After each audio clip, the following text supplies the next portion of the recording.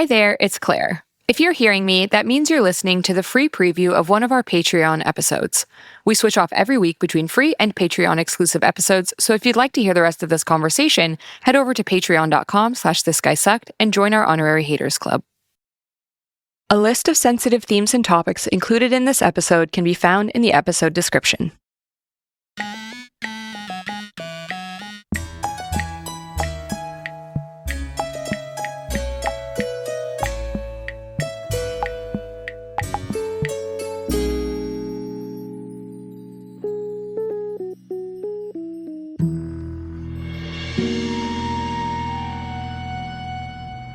Welcome to This Guy Sucked, the show where we prove that it's never too late to have haters and you can't libel the dead. I'm your host, Dr. Claire Aubin, and I'm a historian, writer, and most importantly, obviously, certified hater. On this show, we talk about people from throughout history with legacies that need a little updating. Whether it's because of their politics, their behavior, or their impact on society and culture, these guys actually kind of sucked. And we bring in a new scholar every week to tell us why.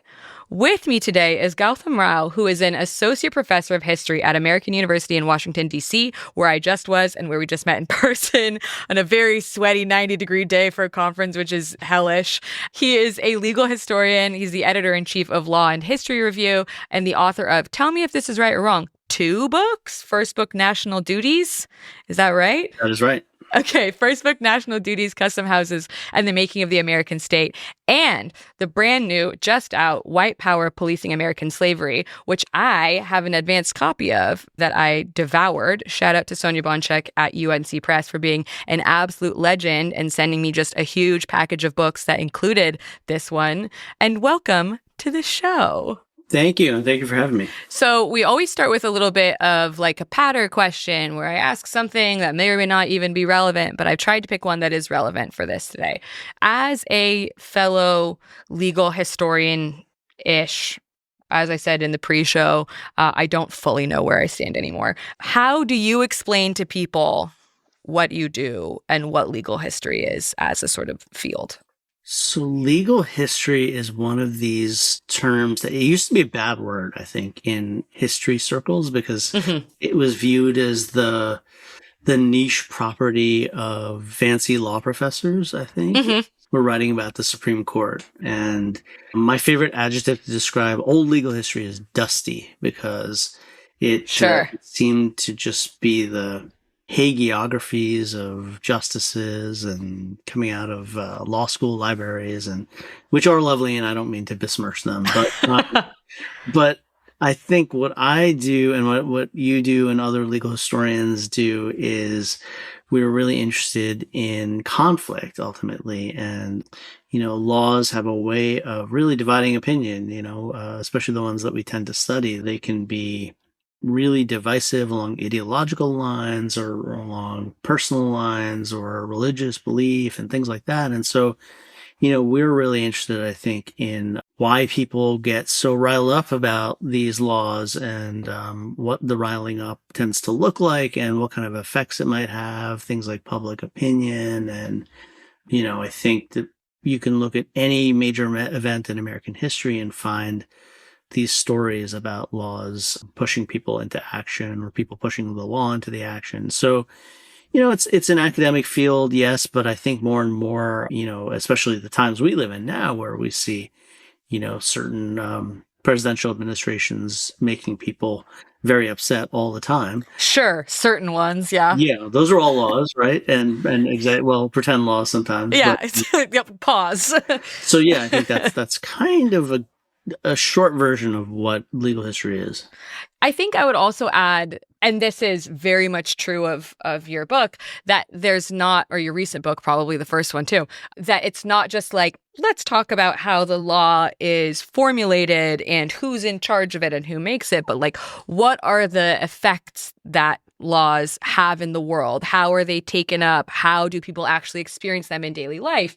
That seems to me the move in legal history now, that it's not just about like talking about the spaces from which they emerge, but like the world that they emerge into and that emerges from them as well.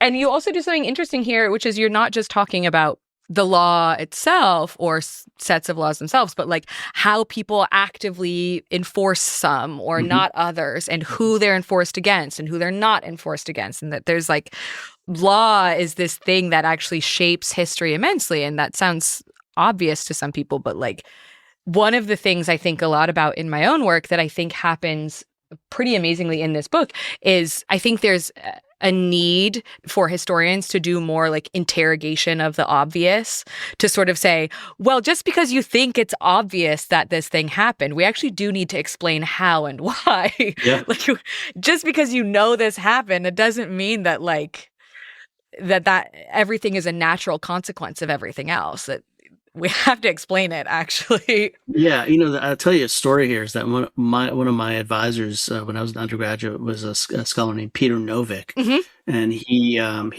written these very influential books. But he told me this story that he was on a train going from D.C. to New York the day that John F. Kennedy was killed and or was shot rather.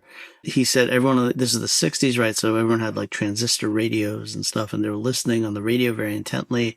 But it was kind of a dispassionate moment where everyone was just in shock a bit and looking around. And the minute they arrived at Penn Station, they saw everyone was crying, and everyone got off the train and started crying.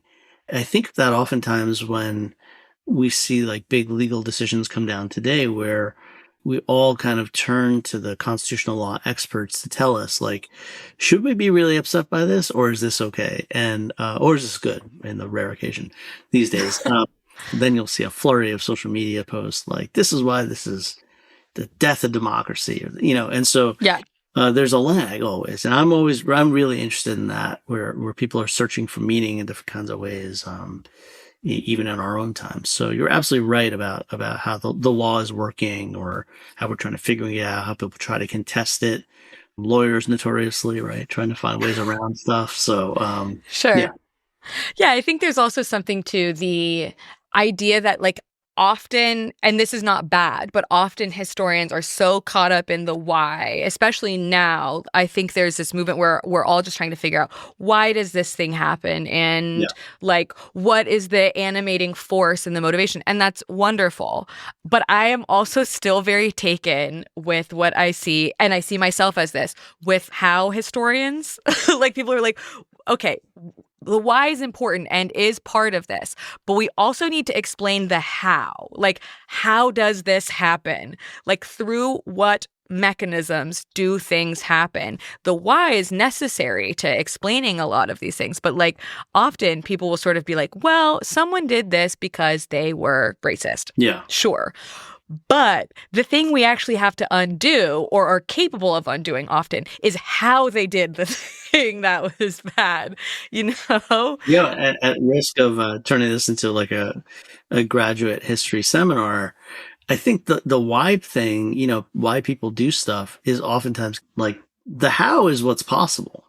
And so you have to sort of calibrate that, right? When people are making decisions, they're doing it based on what is possible. So that's why I think it is important to understand how stuff works, as I put it to my students all the time. Yeah, totally. I mean, it's just, it's funny because I remember when I was first doing my dissertation, my PhD dissertation, there was this sort of like thing where I was being pushed to like move really just towards the why. Aren't you mostly curious about the Cold War when you're talking about Nazis moving to the US? And I would say, yeah, but actually nobody has paused, I think, and sufficiently explained, well, this is how they actually do it. Yeah. Everyone is so obsessed with talking about how the Cold War pushes them to do it. I need to explain, like, what boats do they come over on? Yeah. Are they, for example, in camps with Holocaust survivors at the same time? Like displaced person camp, things like that, where I'm sort of like, this does matter. That like the how, you're right, is the possible thing. And often I think now it gets skipped a little bit because it's in academic circles, because it's like not as in vogue as it once was to like actually just explain stuff. If that makes sense. Maybe this is my own bugbear, but no, I think you're onto something. Someone should write a book about that. Someone should write books about these things. We should probably move to the point of the episode. And I hope this has, actually, I was going to say, I hope this has made listeners want to go to grad school. But I actually still don't know if I if I recommend that Yeah. or not to people. Jury's out. Yeah. Just keep listening to podcasts and maybe you'll get there. Yes. Who did you want to come here and talk to me about? We are going to talk about someone who sucked. Awesome. And that is the 15th president of the United States, James Buchanan Jr. So I was saying this before we started, but Gautham has the dubious honor of doing the first president episode. We did our live show that was on presidents where Buchanan was mentioned, but this is the first episode we've had that's just straight up on a guy, on the president. Yeah, I was not privy to the presidents episode, but I will throw this out there as a table setter that I think that Buchanan was known as widely hailed as the worst of presidents for a long time. And only very recently has that come into question. Yeah, I think in that episode, I mentioned that. So neither Nikki or Kevin choose Buchanan as their guy when they're sort of doing it. And they both said because he's too easy. Yes. They were like, everybody says he's the worst one. But I'm also realizing, and I said this to you when I was in DC, that people say that, but I don't think more recent generations, like certainly in my schooling, know why or know that much about Buchanan. Okay. Like, I think that that's sort of a thing that people who know about presidents think, but people who don't know about presidents maybe aren't aware of how shitty this guy is. Yeah, well, we're gonna take care of that. I think Perfect. Will be the definitive word here. Can you tell me a little bit biographically about him? The thing that makes him terrible, or the things, will emerge, I think, pretty rapidly. But can you give us some background on Buchanan? Yeah. So I will, I'll give you another table setter. And the way I like to think about Buchanan is I'm a food person, right? And I love food, but I tend to think in culinary terms frequently. And I like to sort of think about presidencies or policies as dishes, and so for instance, you could choose a Supreme Court justice with flary takes and come up with a nice, spicy dish or something. Buchanan, I would say if I had to devise a dish for Buchanan, it would be unseasoned dough that you just have to eat uncooked. Just raw dough. And not cookie dough. Not the good stuff, okay? Just boring old dough. And so that, you'll see why we get there shortly. But a very important fact about him is that he was born in the 1790s. He's born in, I believe, 1791. And that he is going to become president in the late 1850s. And so he's already getting on in the years, and that is not going to serve him too well, I think.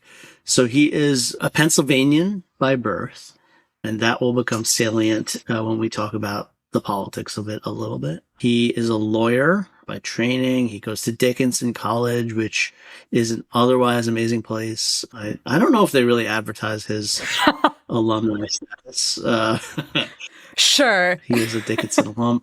He has a kind of checkered story in politics where he starts off as a Federalist and then for the last time in his career decides that the public opinion is going in another direction and then decides to become something else and ends up aligning with Andrew Jackson. A man with backbone, I'm hearing. Remember the dough that I mentioned earlier? The dough, once again, it's going to keep coming back, but just very pliable. Until he chooses exactly the wrong issue to not be pliable about. So he sees himself as a Jacksonian. He is prominent enough in Pennsylvania politics because he'd won an election to the House as a Federalist. And so, but he has this switch where he becomes a Democrat and becomes a kind of significant figure in Democratic politics of Pennsylvania. And so Andrew Jackson is now stuck with him. And I say that because this is one of two times in his career where he is going to be sent very far away from the locus of power, because I think he was kind of annoying. I think maybe that's part of it here. So Andrew Jackson, as president, has to figure out what to do with this Buchanan, and he sends him to Russia To be fair, I also had a Russia arc in my life, and I Yeah. will say, you don't want to go there. Yeah. Claire, I will tell you this is that your Russia arc happened in a far more friendly kind of infrastructural state than Russia in Sure. 1832 was. Yeah. I'm imagining a bit more bleak. Yeah, I feel like it was pretty bad. That being said, I went there and there were immediately sanctions on Russia right after I arrived. And so there were literally old women fighting over bananas in the supermarket. It was not the best of times for me to have studied abroad. No, that doesn't sound great, admittedly. You and Buchanan could have probably commiserated about this because he thought of I it don't very want much. anything in common with this man. He very much understood it to be the exile, and he's there for over a decade, which is, again, I don't think it's an accident that he's just there. And you can imagine that they're checking in on him and saying, everything good over there? And he's like, I guess. They're like, okay. Yeah, everything good? No. Keeping on. That sucks. Yeah. So finally, his bona fides as the minister to Russia are rewarded when another, I think, horrifically bad president, James Polk, comes into office, and he is appointed Secretary of State. So that's kind of a high point, I think, for his career. But, I mentioned the other exile is that in 1845, he's Secretary of State. But when Franklin Pierce is president in the 1850s, early 1850s, he again sends Buchanan away under, the rationale is here's a seasoned foreign policy man and we'll send him out. Uh-huh. But he goes off to the United Kingdom where, he's dealing with some stuff, but it's not exactly a high importance position. Can I just say the next place I moved to after Russia was the UK? No! James Buchanan, no! Yeah, this is the Buchanan arc you took here. My Wario. I'm a Wario. I'm gonna win. They're calling it the Buchanan arc, yeah. Yeah, only me and him, honestly. Yeah, well, if you've been to London, you'll know there are many people who have made that move from Moscow to London in particular. But sure, yeah. All right. So then he's back in the U.S. and he runs one of the strangest campaigns for president in 1856, where he doesn't really do anything. It's just, we have a derogatory term for presidential campaigns that are run out of the White House. They used to be called Rose Garden campaigns. Now that there's no more Rose Garden, I don't know what we're going to call them. Oh, yeah. Another Trump legacy here. The UFC Freedom 250 Octagon campaigns. The Octagon, yeah. Steel Cage campaign, who knows? Horrifying. Yes. But he basically writes letters and uses his influence within the party to secure the nomination as the Democratic Party's nominee for president. And he wins, which leads us into his presidency. But there's one more important fact to point out here with his biographical background, which is, this is hard to address because you have to be very careful about playing into some of the less savory parts of American kind of political commentary, right? But he has this really close friendship with a senator named William Rufus King. And later on, I think even during his own time, there's some teasing going on about how close they are because Buchanan and King are both bachelors and they live in the same boarding house in Washington, and they're very, very tight. They're inseparable.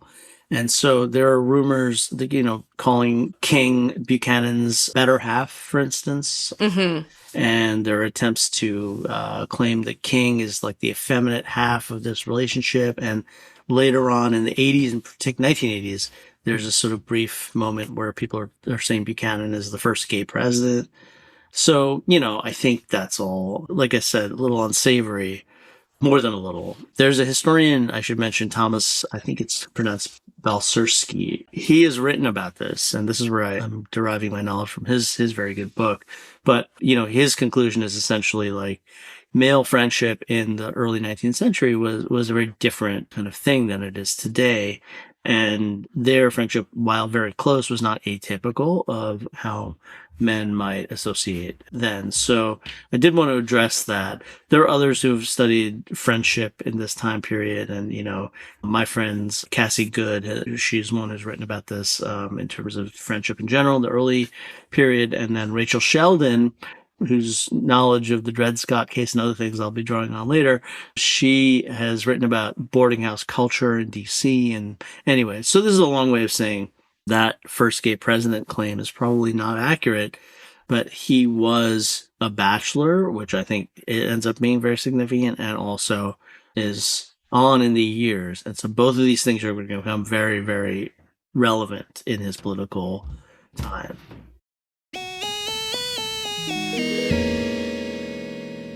Thanks for listening to this preview of a Patreon exclusive episode. To subscribe and listen to it in full, head over to patreon.com/thisguysucked.